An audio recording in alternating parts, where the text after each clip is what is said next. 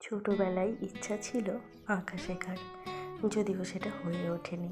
কিন্তু ওই যে বলে না, যেটা ইচ্ছা থাকে সেটা কখনো না কখনো কিন্তু ঠিক পূরণ হয়েই যায়।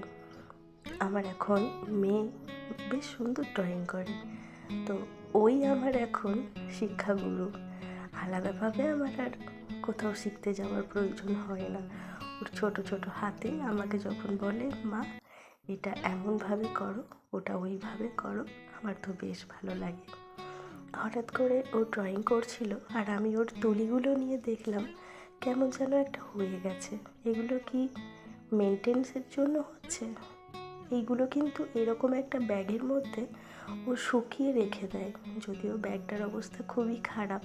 কেউ যদি জানো একটু প্লিজ আমাকে বলো তো, যে এই তুলিগুলোর কীভাবে যত্ন নিতে পারি, যেন এই যে মুখের কাজটা কেমন হয়ে গেছে না এলোমেলো,